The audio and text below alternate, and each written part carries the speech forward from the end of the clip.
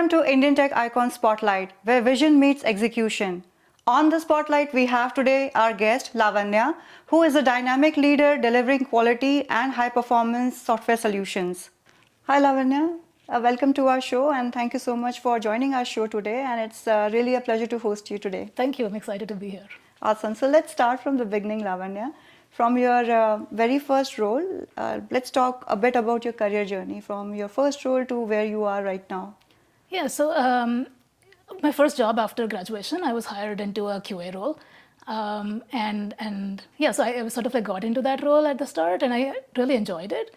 But eventually when I started finding bugs and I tried to debug them and then eventually start fixing them, and then I did an application developer role full time for a few years. And in the process, I realized that I liked the testing role a lot more. So in the next job that I took up, I went back to like a sort of testing space, and I did that in a few different places that I worked at. And then in my current workplace, again, I started in sort of the testing space, but then there was a leadership gap that I noticed and I started trying to fill. So eventually I became a director of QA. Then I wanted a bigger challenge, so I moved on to becoming a director on the web team, and then moved on to becoming a director on one of our full stack teams. So that has been my journey so far. So Lavanya, it has been truly inspiring and really looks like you like to accept more and more challenges. And it's really, wonderful to know that you have seen the both sides, the QA as well as the developer. So, we'd like to know more about your current roles, like what are your day-to-day roles and responsibilities as an overall delivery head? Yeah, so I'm currently like the director of software development on some of our teams here at my current startup. The idea is to focus on shipping products, ship them with quality. But also I think the core part of the job is to build high performance teams that deliver great quality software for our customers that delight our customers. So it is managing teams, but also managing delivery. That's the role. Beautiful. Now, talking about quality and talking about the delivery on time, how do you balance out that? Yeah, there is always, that's a good question. And that, there is always a fine balance. You don't want to be so late to the market that, it doesn't matter how great the product is. But you also don't want to go to the market with a bad product. So there is definitely a balance. One of the things that we do a lot on our teams is that every single person takes ownership of quality. So it's a team responsibility. And we try to imbibe the quality aspects right from the start of a project till the end, and that helps us move faster while still delivering quality products. So Lavanya, sometimes, like coming from a quality background, I have seen in projects, sometimes the quality gets compromised.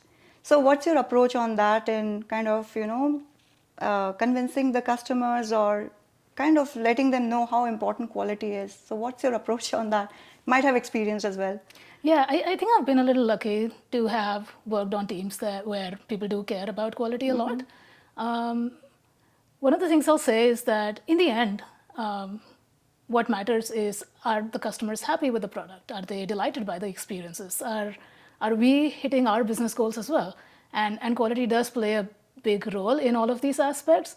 And thinking about it in terms of those kind of outcomes probably motivates people to actually build and have quality sort of like first sort of approach, and that has been something that I've been trying to practice, and our teams do that, and that has helped us quite a bit. Right, and so talking about teams, so again, if I talk about either quality or development, right, it's always a job which comes with a lot of pressure, a lot of responsibilities. On-time delivery, and with this agile CI/CD, all this is like creating more and more pressure these days. So how do you try to keep your team always motivated so that you have quality deliverables on time? Yeah, I'll say that one of the important things that like we try to do as leaders is clearly communicate why we are doing this. Right? When the intent is clear, when people understand the goals behind what we're building, a lot of people naturally feel motivated to push hard to achieve those. So yeah, clarity of and giving the team a understanding of why is pretty key. And also it also starts like early on from the hiring process, right? And like building the team. So I work for a startup, and not all the roles and responsibilities are very clearly defined at times, and it's important to have people that are agile, willing to take ownership, and fill those gaps whenever there are gaps. And if we hire those kind of like people with those kind of traits, and then motivate them by giving them an understanding of why we're building things, it has generally worked pretty well for me. Fantastic. Lavanya, you have been into a leadership role from quite some time. So, what do you or how do you see yourselves getting evolved as a leader overall? Or what are the qualities you have adopted to all these years? Yeah, I think some of the things that like make us a strong leader are probably like vision, empathy. I would say is a big one, and helping the team realize the value of the things that they're building. And I have grown with time. I hope I have at least, and yeah, the journey sort of like continues to evolve me as a leader. I like to think of myself as like typically a democratic leader, but different situations may need me to take on like a different kind of role, and with time and experience, I have had to wear like have different sort of leadership styles during those situations, and yeah, you learn with time as well. So, were there a project or any experience wherein, after the production deployment, you have experienced like a lot of bugs coming in. You have to make a lot of hot fixes and all. So, what that kind of experience has taught you as a leader? Yeah, that has happened, and when you're trying to ship a lot of things fast, sometimes you do overlook maybe things that are critical that you don't realize necessarily at that point that it is critical, but when things go to production and users start using it, you realize, oh, that was bad on this. I think in those like scenarios, it's important to work as a team to first fix it, and then work as a team to understand what went wrong. And it's not about blaming an individual; it's trying to understand what happened in the process and how do we change our processes or make things better so that this kind of mistake doesn't happen again. So mistakes will happen, but if we're learning and then correcting and improving them for the future, that's what helps us in the long run. Absolutely. Now, delivering any software application or solution, it takes a lot of collaboration. And that's, I believe, the collaboration is the key with the stakeholders, with the QA team, with the development team, and whatnot, right? So, how do you, what's your approach on reaching out to different stakeholders? And maybe let me put it this way, like how important is the requirement gathering, documenting the right requirements? In case of Agile, how important to document the stories in the right way so that not just the developers, the QA should also get the details of what they need to be tested. Yeah, so I currently work at a slightly small organization, and we are an in-person sort of culture, and that helps a lot with understanding and getting on the same page, because we can turn around and ask a question, right? And I think that is very valuable, especially in that stage of a company. But yeah, I do agree with you, right? Collaboration is the key. Clarifying requirements, making sure that we're on the same page. Like maybe two different people have a feeling that they understand it, but their understanding might be very different. So sometimes coming together and like talking it through helps a lot. And in those processes, like getting different roles involved. So yeah, getting a QA person involved in the early phases, getting a developer involved in the early phases, maybe a designer, maybe the product person, all of them. Like having different roles come together and discuss and have shared understanding helps with the delivery in the long run. Right. So what, according to you, are the key elements, right, which can either make or break any digital transformation? I think some of the important bits is to experiment and be okay like when things fail and go wrong, but then course correct. Because failure is part of the journey, but if we get feedback early and then make changes based on that, then it can be successful. Do you conduct retrospective meetings? Yeah, we do, yeah. And how important that you feel is needed after every go live? So we do it every sprint, after every sprint. So that's once every 2 weeks. And I think it has been very valuable, not just to talk about what has happened in those 2 weeks that could be better, but also to talk about like so many other things. I think one of the things that people do often in the retrospectives is maybe just focus on like the delivery aspect. But what we actively try to do is also focus on, what could be better in terms of process, what could have been better in terms of communication, how can we be better, as a company, and brainstorming ideas and openly, transparently discussing that with the whole team and getting the team's buy-in to experiment or like change course has been very valuable. So Lavanya, given the competing priorities in any projects, what's your approach to the time management piece? Yeah, that's always a thing to actively take calls on. It all really comes down to understanding priorities. Oftentimes deprioritizing things that don't matter at that point, or maybe delegating certain things.